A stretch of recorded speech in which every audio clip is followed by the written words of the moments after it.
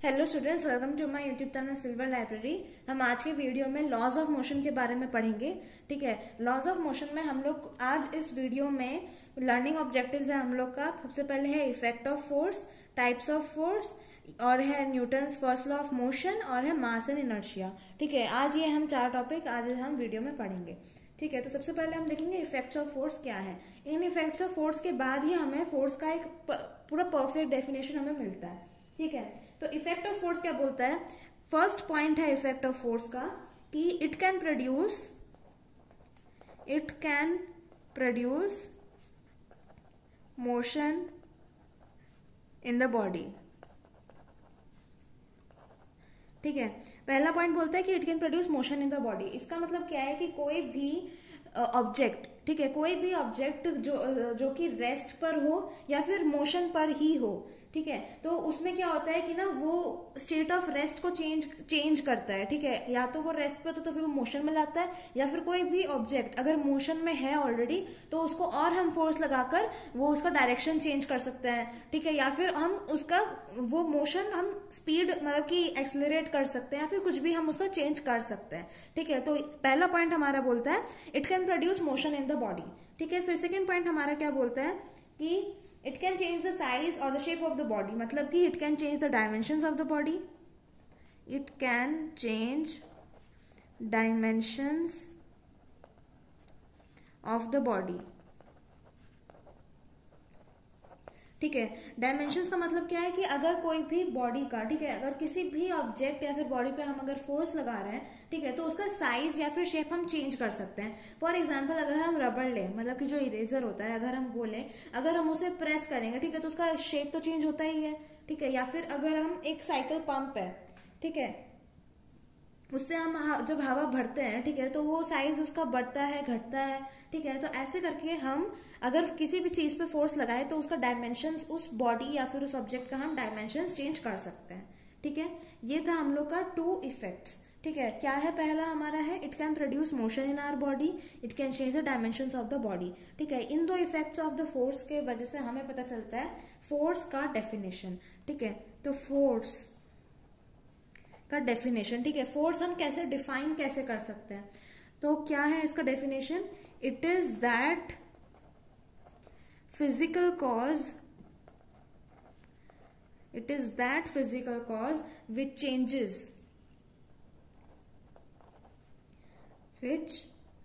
changes और tends to change। ठीक है, हम tends to change भी बोल सकते हैं। either the size or the shape or the state of rest or of motion of the body। ठीक है, ये है हमारी फोर्स का डेफिनेशन। ठीक है, ये इफेक्ट्स ऑफ फोर्स से हम लोग को ये हमारा फोर्स का जो है ये डेफिनेशन पता चला है। ठीक है, क्या है कि ये एक ऐसा फिजिकल कॉज है, ठीक है, एक ऐसा फिजिकल कॉज है जिसके वजह से हम एक ऑब्जेक्ट या फिर बॉडी का या तो हम साइज चेंज कर सकते हैं या फिर शेप चेंज कर सकते हैं, या फिर उसका स्टेट ऑफ रेस्ट या फिर स्टेट ऑफ मोशन हम चेंज कर सकते हैं, जो कि हमारा फर्स्ट के 2 इफेक्ट ऑफ फोर्सेस के पॉइंट्स हैं। ठीक है, तो यहाँ पर इफेक्ट ऑफ फोर्सेस से कैसे क्वेश्चंस आते हैं, ये 2 मेन इफेक्ट्स हैं। ठीक है, ये दोनों पूछे जा सकते हैं और उसका एग्जांपल भी 1-2 पूछा जा सकता है, और इसी के साथ फोर्स का डेफिनेशन तो आता ही आता है। ठीक है, तो फिर उसके बाद इफेक्ट ऑफ फोर्स के बाद अभी हम पढ़ेंगे टाइप्स ऑफ फोर्सेस या फिर काइंड्स ऑफ फोर्सेस। तो अब आता है हमारा काइंड्स ऑफ फोर्सेस। ठीक है, काइंड्स ऑफ फोर्सेस में 2 काइंड्स ऑफ फोर्सेस हम पढ़ेंगे। ठीक है, एक आता है हमारा कॉन्टैक्ट फोर्स, और एक हमारा आता है नॉन कॉन्टैक्ट फोर्स। ठीक है, ये बेसिकली हम इन दोनों के बारे में पढ़ेंगे कि कॉन्टैक्ट फोर्स क्या होता है और नॉन कॉन्टैक्ट फोर्स क्या होता है। कॉन्टैक्ट फोर्स का मतलब होता है कि जब कोई भी फोर्स, ठीक है, किसी बॉडी पे अगर अप्लाई हो रही होती है और कोई फिजिकल कॉन्टैक्ट बन रहा है, ठीक है, या फिर डायरेक्ट कॉन्टैक्ट बन रहा है उनके साथ, तो उसको हम बोलेंगे कांस्टेंट फोर्स। ठीक है, जैसे कि कोई भी एग्जांपल हम ले लेते हैं कि फोर्स ऑफ फ्रिक्शनल फोर्स हो गया, normal reaction force, tensional force, ठीक है, जो स्ट्रिंग्स से होता है वो अगर हुआ, ठीक है, वो भी एक एग्जांपल है कॉन्टैक्ट फोर्स का। या फिर फोर्स एक्सर्टेड या फिर कोलिजन, ठीक है, कोलिजन भी एक एग्जाम्पल है कॉन्टैक्ट फोर्स का। ठीक है, तो यहां पर मैं इसका डेफिनेशन लिख देती हूँ। The forces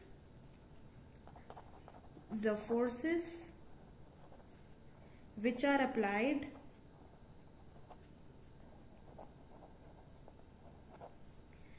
applied on bodies or objects by making physical contact with them। इसके नाम से ही हमें पता चल रहा है कि इस फोर्स का मतलब क्या है। ठीक है, मतलब कॉन्टैक्ट फोर्स वो है, मतलब कि जब फोर्सेस, ठीक है, कोई भी फोर्स जब कोई बॉडी के ऊपर अप्लाई की जाती है और वो फोर्स जो है वो फिजिकल कांटेक्ट में आ रहा है कोई उस ऑब्जेक्ट के साथ, तो उस फोर्स को हम बोलेंगे कांटेक्ट फोर्स। ठीक है, जैसे कि फ्रिक्शन, फोर्स ऑफ फ्रिक्शन का कैसे हम एग्जांपल दे सकते हैं कि फॉर एग्जांपल यहाँ पर एक टेबल है। ठीक है, ये एक टेबल है, यहाँ पे ये एक टेबल है। ठीक है, तो अगर हम यहाँ पर इसके ऊपर हमने एक बुक रख दिया, ठीक है, जस्ट इमेजिन कि ये एक टेबल है, ठीक है, और हमने इसके ऊपर एक छोटा सा बुक रख दिया। फिर उसके बाद हमने क्या करेंगे कि इस बुक को पुश करेंगे। ठीक है, हमने इस बुक को पुश किया तो ये क्या करेगा, ये आगे जाएगा। ठीक है, तो हम जब इस बुक को पुश कर रहे हैं तो हमने क्या लगाया, बुक के ऊपर फोर्स लगाया। ठीक है, और जब बुक के साथ हम फोर्स लगा रहे हैं तो फोर्स क्या है, तो बुक क्या है, यहाँ पर बुक है कॉन्टैक्ट विद टेबल। ठीक है, बुक क्या है, इन कॉन्टैक्ट विद टेबल। ठीक है, तो जब हम फोर्स लगा रहे हैं तो ये बुक आगे जाएगी, तो इसका मतलब क्या है कि एक फोर्स एक एक्ट होगा किसके ऊपर, बुक के ऊपर। ठीक है, तो वो कौन सा फोर्स होगा, फोर्स ऑफ फ्रिक्शन, जो कि पीछे की तरफ जाता है। ठीक है, यहां पर ये कौन सा होगा, फोर्स ऑफ फ्रिक्शन। ठीक है, ये था हम लोग का फोर्स ऑफ फ्रिक्शन का एक एग्जांपल ऑफ कांटेक्ट फोर्स। ठीक है, फिर उसके बाद आता है हमारा non contact force. Non contact force में क्या होता है कि वो फोर्स, जब एक बॉडी के ऊपर एक फोर्स लगता है जिसमें वो फिजिकली टच्ड ना हो उस बॉडी के साथ। ठीक है, तो उस फोर्स को हम बोलते हैं नॉन कांटेक्ट फोर्स या फिर फोर्स एट अ डिस्टेंस। ठीक है, इसका एग्जांपल हम ले सकते हैं ग्रेविटेशनल फोर्स या फिर मैग्नेटिक फोर्स या फिर इलेक्ट्रोस्टैटिक फोर्स। ठीक है, ये तीन हमारे मोस्ट बेसिक से एग्जांपल्स हैं नॉन कांटेक्ट फोर्स के। ठीक है, तो मैं यहाँ पर ये लिख देती हूँ नॉन कांटेक्ट फोर्स का डेफिनेशन। ठीक है, नॉन कांटेक्ट फोर्स क्या है कि the forces experienced by bodies even without being physically contact or physically touched with them। ठीक है, ये पूरा फुल ऑपोजिट है कॉन्टैक्ट फोर्स का। कि नॉन कॉन्टैक्ट फोर्स क्या है कि जब कोई भी फोर्स एक बॉडी एक्सपीरियंस कर रही होती है, ठीक है, और वो फोर्स बॉडी के साथ जब लग रहा है तो फिर वो फिजिकली टच्ड नहीं है या फिर डायरेक्ट कॉन्टैक्ट में नहीं आ रहा है। ठीक है, तो उस फोर्स को हम बोलते हैं नॉन कॉन्टैक्ट फोर्स। ठीक है, अब इसका एग्जाम्पल हम क्या ले सकते हैं, gravitational force, electrostatic force, magnetic force. अब मैं एक्सप्लेन करती हूँ। ठीक है, सबसे मोस्ट इंपॉर्टेंट हम लोग के यहाँ है ग्रेविटेशनल फोर्स। ठीक है, ग्रेविटेशनल फोर्स क्या है, मतलब कि फोर्स ऑफ ग्रेविटी। ठीक है, फोर्स ऑफ ग्रेविटी से हम क्या समझते हैं कि जब एक फोर्स एक बॉडी पे लग रहा है, ठीक है, कैसे लग रहा है ना, वो फोर्स लग कैसे रहा है, ड्यू टू अर्थ अट्रैक्शन। कि अर्थ में जो मैग्नेट है, जब वो अट्रैक्ट करता है हर एक बॉडी को, हर एक ऑब्जेक्ट को अपनी तरफ, तो वो जो फोर्स लगा रहा है उस बॉडी के ऊपर, तो वो होता है हमारा फोर्स ऑफ ग्रेविटी। ठीक है, और इसी को हम बोलते हैं ग्रेविटेशनल फोर्स। कि फोर्स ऑफ अट्रैक्शन जो ये बिटवीन ये अर्थ अट्रैक्शन एंड द बॉडी होता है, उसको हम बोलते हैं ग्रेविटेशनल फोर्स। ठीक है, या फिर हम बोल सकते हैं फोर्स ऑफ ग्रेविटी। ठीक है, और ये तभी होता है जब it causes motion in the body towards the earth, जो कि मतलब कि वो डाउनवर्ड्स होता है। ठीक है, ये हमें पता है कि अर्थ की वजह से जो ग्रेविटेशनल फोर्स लग रही है वो किस तरफ लग रही है, डाउनवर्ड्स लग रही है। ठीक है, तो ये हमारा एक एग्जांपल है नॉन कांटेक्ट फोर्स का। जैसे कि अब मैंने हवा में बॉल फेंकी है, ठीक है, तो वो नीचे तो आएगी, तो वो नीचे कैसे आएगी ना, ग्रेविटेशनल फोर्स की वजह से आएगी। ठीक है, क्यों, क्योंकि अर्थ का जो मैग्नेटिक फील्ड है, ठीक है, जो फोर्स ऑफ अट्रैक्शन है, जो फोर्स ऑफ ग्रेविटी है, वो क्या करता है ना, उस बॉल को अपनी तरफ डाउनवर्ड्स की तरफ खींचता है। ठीक है, जो कि है नॉन कांटेक्ट फोर्स। ठीक है, फिर उसके बाद है इलेक्ट्रोस्टैटिक फोर्स। इलेक्ट्रोस्टैटिक फोर्स क्या होता है ना कि हमें जैसे कि ये बात पता है कि टू लाइक चार्जेस रिपेल करते हैं and two unlike charges attract करते हैं, ठीक है। तो ये जो फोर्स होता है लाइक और अनलाइक चार्जेस के बीच में, हम इसको बोलते हैं इलेक्ट्रोस्टैटिक फोर्स, ठीक है। ये फोर्स क्या करता है कि ना कोई भी तो चार्ज्ड ऑब्जेक्ट्स, मतलब कि एक बॉडी पॉजिटिव है और एक बॉडी नेगेटिव है, ठीक है। तो जब वो एक दूसरे से सेपरेटेड होते हैं तब उस टाइम पे जो फोर्स उस बॉडी पे लग रहा होता है उसको हम बोलते हैं इलेक्ट्रोस्टैटिक फोर्स, ठीक है। कि जब एक बॉडी, फॉर एग्जाम्पल मैं यहाँ पर एक लेती हूं कि ये है एक बॉडी और ये दूसरी बॉडी है, ठीक है। ये दोनों चार्ज्ड है, पॉजिटिव चार्ज नेगेटिव चार्ज, ठीक है।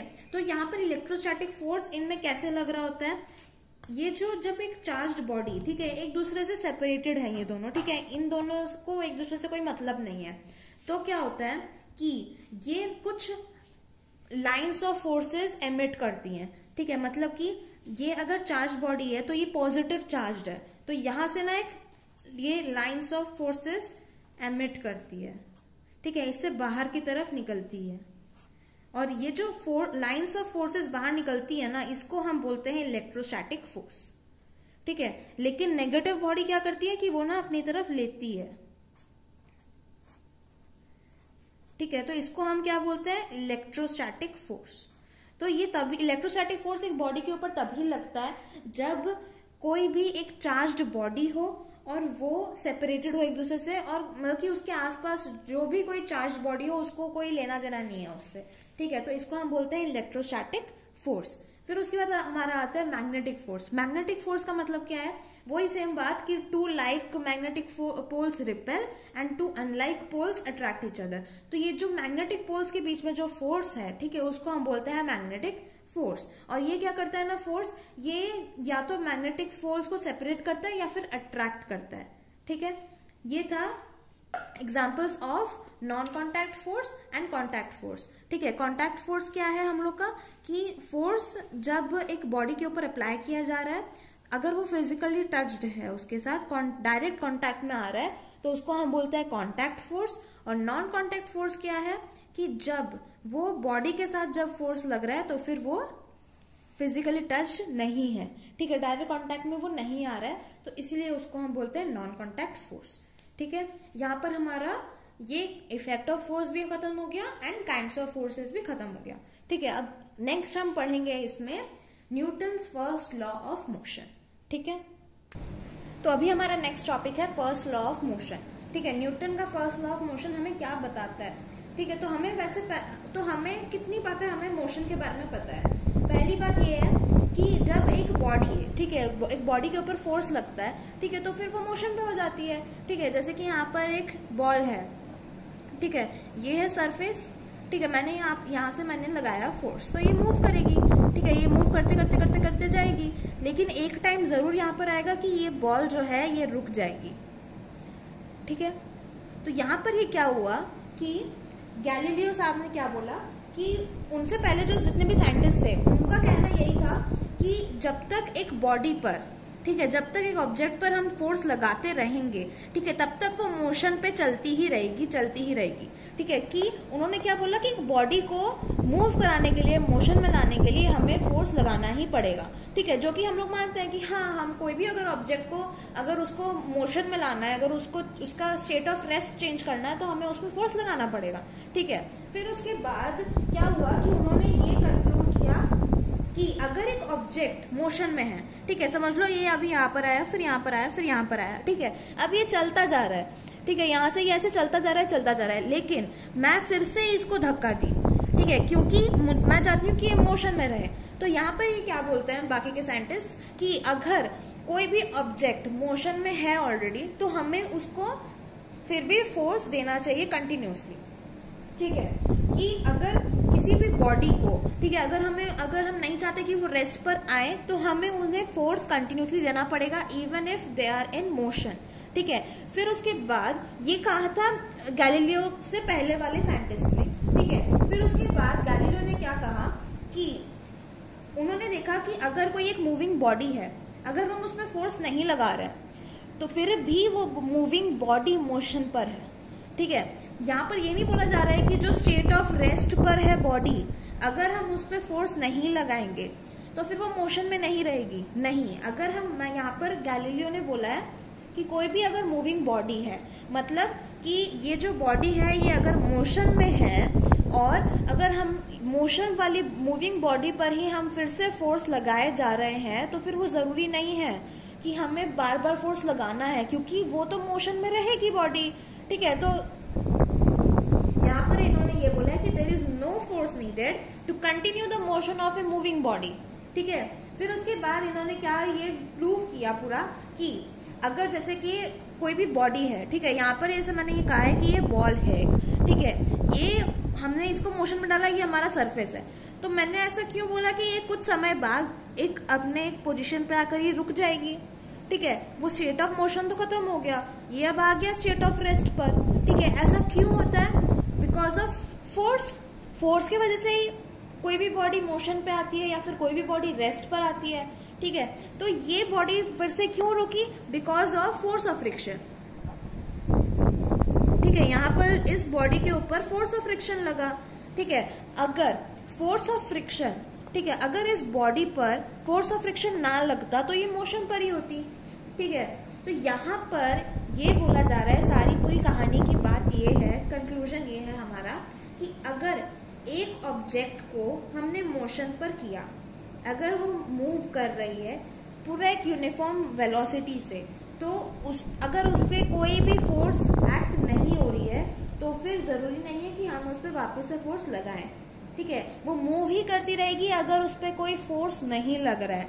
जैसे कि अगर ये है हम लोग का बॉक्स, ठीक है, ये हम लोग का एक बॉक्स है, ठीक है, यहाँ पर ये सरफेस है।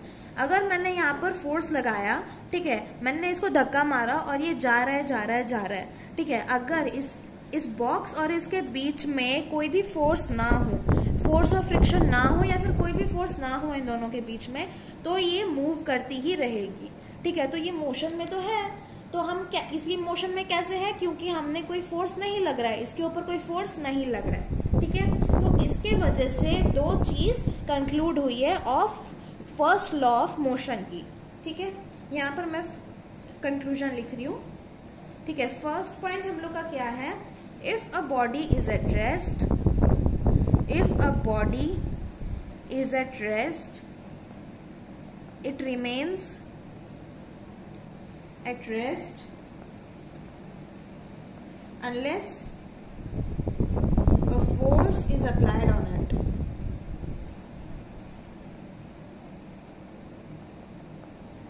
ठीक है, ये हम लोग का है first point from the above discussion that we have done. फिर उसके बाद हम लोग का सेकेंड पॉइंट क्या है कि अगर एक बॉडी मोशन में है,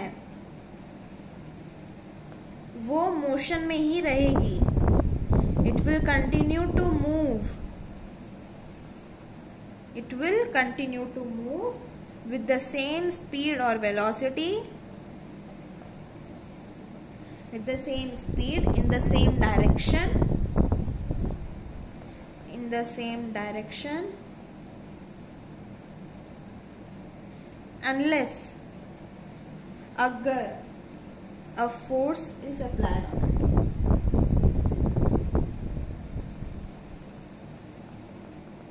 ठीक है, यहाँ पर ये बोला जा रहा है कि अगर एक बॉडी मूव कर रही है, ठीक है, वो मोशन में ही रहेगी with same velocity, same direction, उसका कुछ भी चेंज नहीं होगा।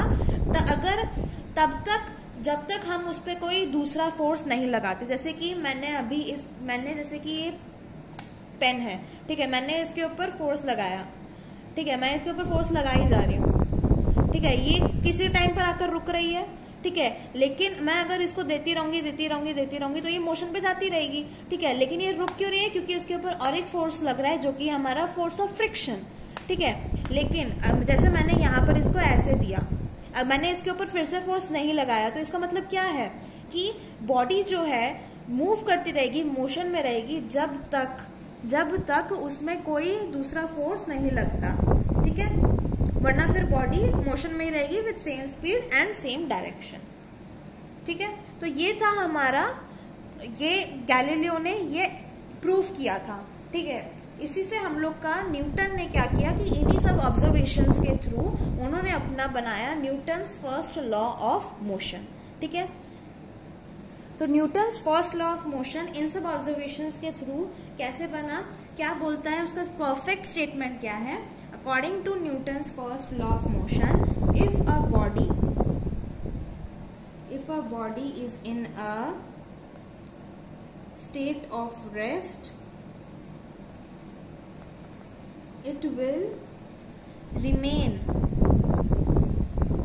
in the state of rest,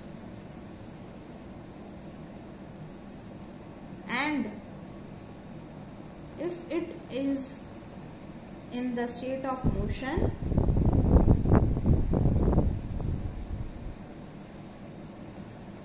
it will remain moving in the same direction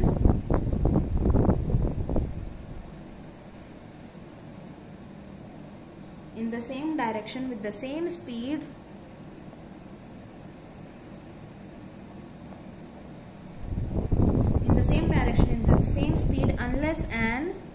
unless and बहुत important है, unless an external force is applied,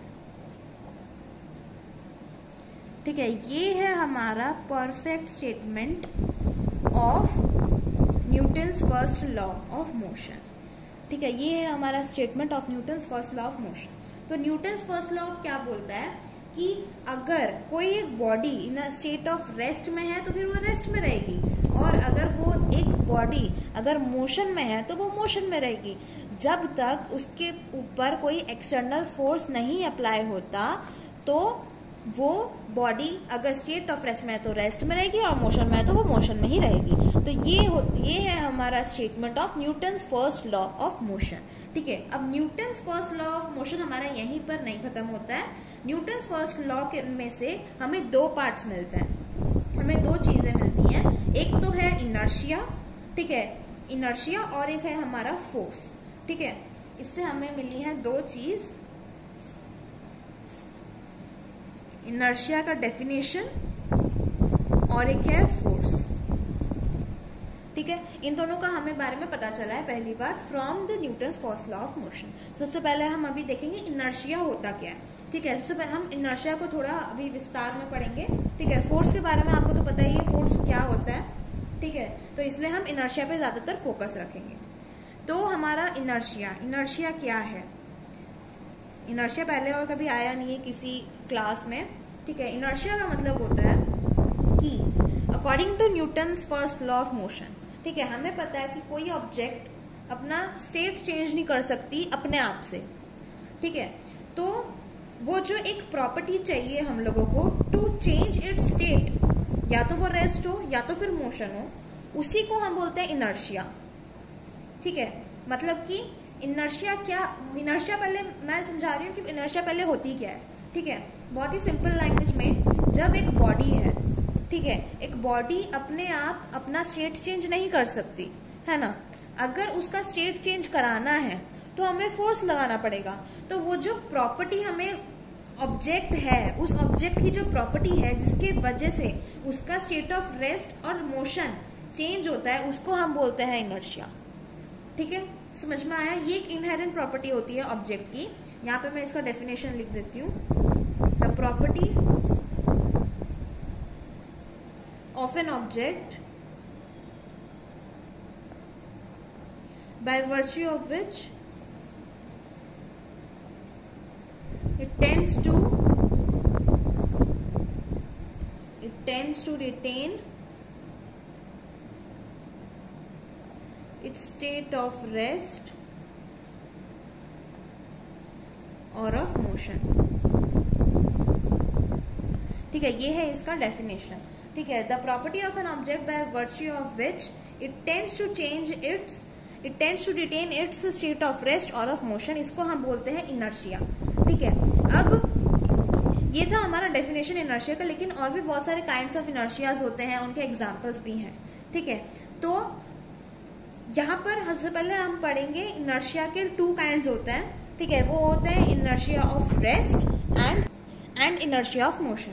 ठीक है, तो इनर्शिया ऑफ रेस्ट क्या होता है?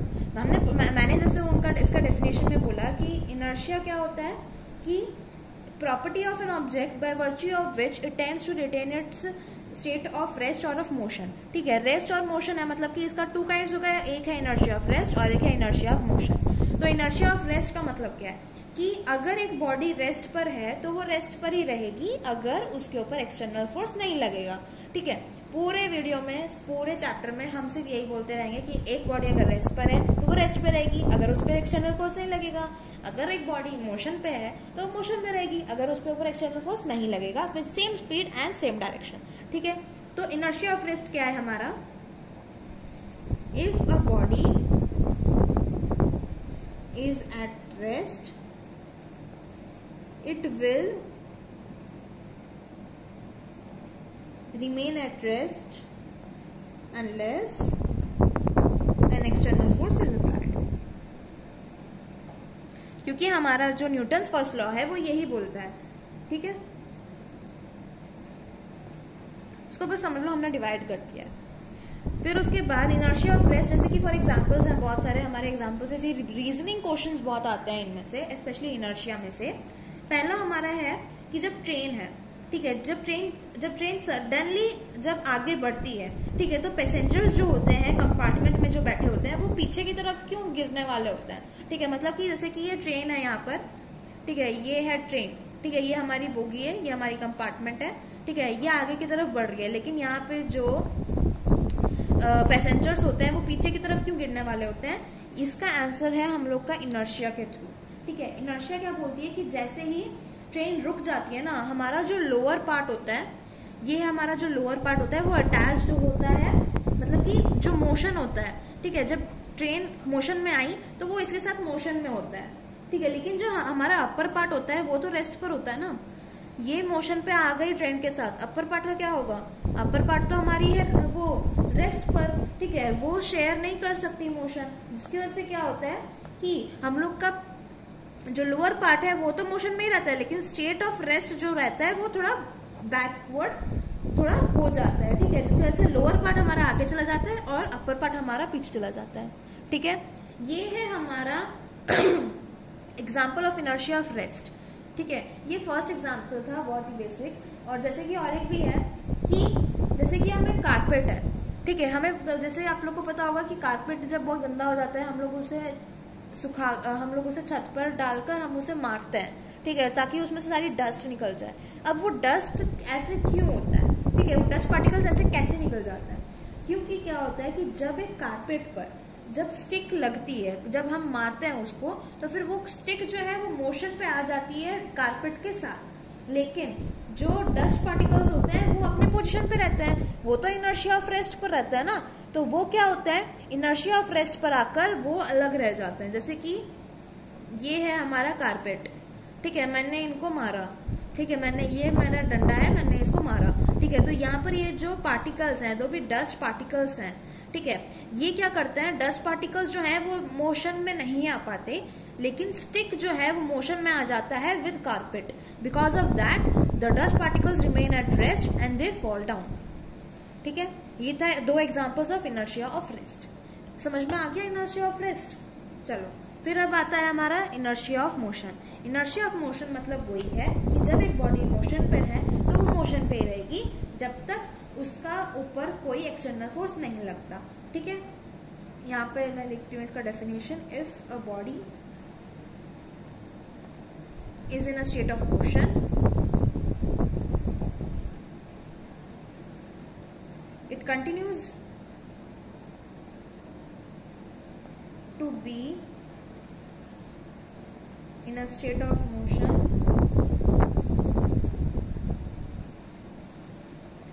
with same speed in the same direction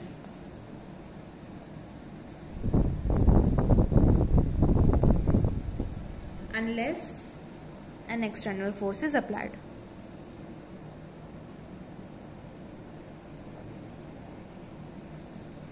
ठीक है, ये था हमारा इनर्शिया ऑफ मोशन। तो इसके क्या एग्जांपल्स हैं?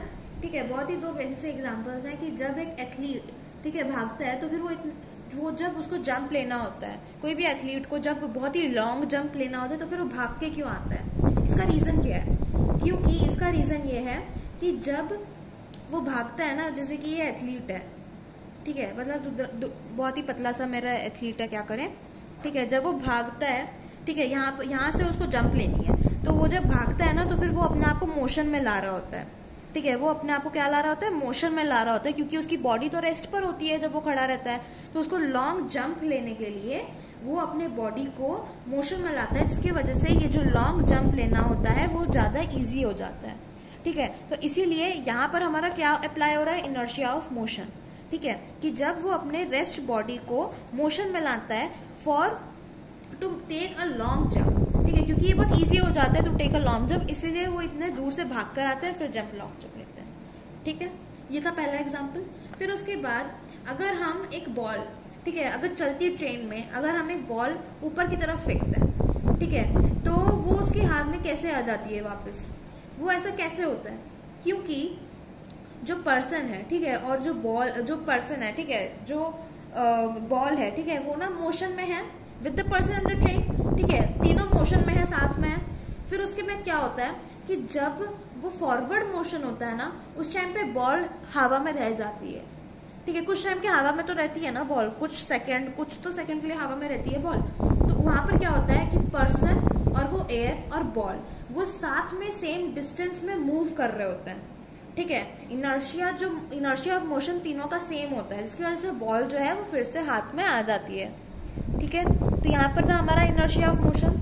तो ये था हम लोग का इनर्शिया के दो टाइप, जो कि inertia of rest, inertia of motion. इसके आपको के बुक में बहुत सारे एग्जाम्पल्स हैं, जिसमें से बहुत सारे रीजनिंग क्वेश्चंस भी आते हैं, ठीक है। तो वो प्लीज अच्छे से पढ़ लीजिएगा, समझ लीजिएगा। सब जगह एक ही चीज अप्लाई होता है, inertia of rest and inertia of motion, ठीक है। तो यहाँ पर हमारा Newton's first law of motion खत्म होता है। नेक्स्ट वीडियो में मैं पढ़ाऊंगी Newton second law of motion and linear momentum, ठीक है। Newton second law of motion में लीनियर मोमेंटम आता है। फिर उसके बाद हम पढ़ेंगे थर्ड लॉ ऑफ मोशन, फिर उसके बाद ग्रेविटेशनल फोर्स, ठीक है, और भी ऐसे बहुत सारे हम फिर पढ़ेंगे, ठीक है। ग्रेविटेशन के बाद हम लोग का है, वैसे तो चैप्टर ये वाला खत्म हो जाता है। उसके बाद हमारा आएगा फोर्स, के बाद हमारा आएगा प्रेशर, ठीक है। So thanks for watching, and अगर आपको ये वीडियो अच्छी लगी हो तो please like and share and subscribe, and please do comment down below any doubts if you have. Thanks for watching, bye.